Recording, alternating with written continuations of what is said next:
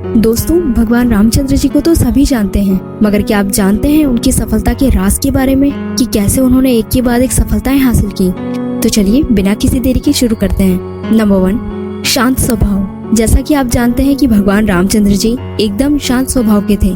वे बड़ी से बड़ी विपरीत परिस्थितियों में भी बिना विचलित हुए एकदम शांति से निर्णय लेते थे, चाहे वो राक्षसों से युद्ध हो या फिर अन्य कोई कार्य। वे हर बात को शांति से सुनते, समझते और फिर अपना निर्णय लेते थे, जिससे वे हर बार विजयी होते थे। नंबर 2, गुस्से का यूज अच्छाई में। श्री राम अपने गुस्से का यूज वहीं करते थे जहां जायज हो, यानी जिससे किसी का भला हो। मतलब जब किसी राक्षस का आतंक बढ़ जाता था तब श्री रामचंद्र जी को गुस्सा आता था और तब वह अपने गुस्से का सही कार्य के लिए यूज करते थे। उन राक्षसों को मार देते थे, जिससे उन राक्षसों का भी उद्धार होता था और उनके अत्याचार सहने वाले लोगों का भी।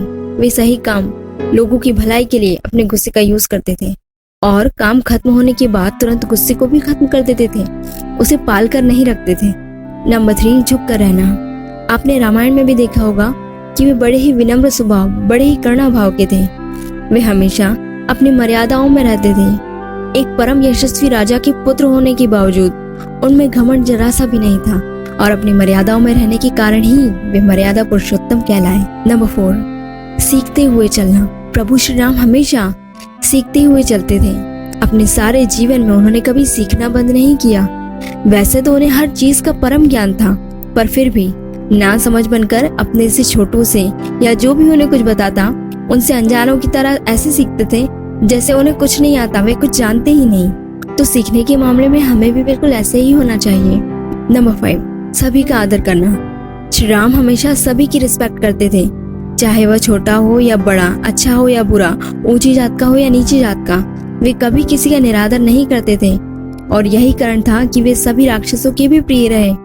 वे सभी को अपने प्रेम और करुणा से मोहित कर देते थे।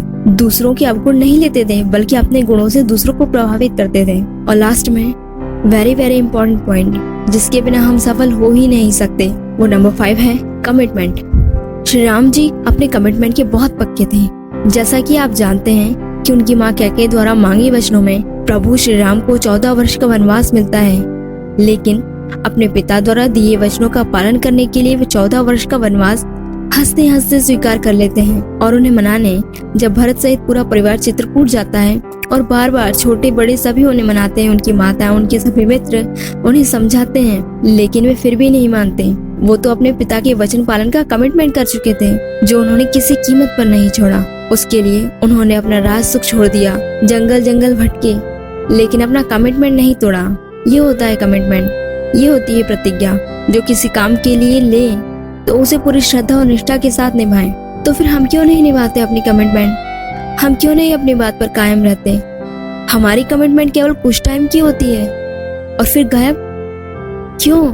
हमें तो वनवास नहीं मिल रहा, हमें तो अपने घर में रहकर अपना काम करना है, अपने लक्ष्य को अंजाम देना है। हमारे पास तो इतने ही रिसोर्सेस हैं, मोबाइल, कंप्यूटर, लैपटॉप, ये हमारे सबसे अच्छे गुरु हैं आज के समय में। हमें तो बाहर कहीं जाकर गुरु शिक्षा लेने की भी कोई स्पेशल जरूरत नहीं है। सब कुछ हमारे पास, हमारे घर में ही मौजूद है, लेकिन हम इसी गुड एडवांटेज का बुरा यूज करते हैं। मोबाइल, लैपटॉप आदि सभी में सीखने की जगह हम सिर्फ टाइम वेस्ट करते हैं। ये सीखने का बहुत अच्छा माध्यम है, लेकिन हमने इसे टाइम पास का माध्यम बना लिया है। दोस्तों, हम श्री राम तो नहीं बन सकते, लेकिन उनके बताए रास्तों पर चलकर सफलता तो प्राप्त कर ही सकते हैं। तो अपने मोबाइल को सीखने का माध्यम बनाएं।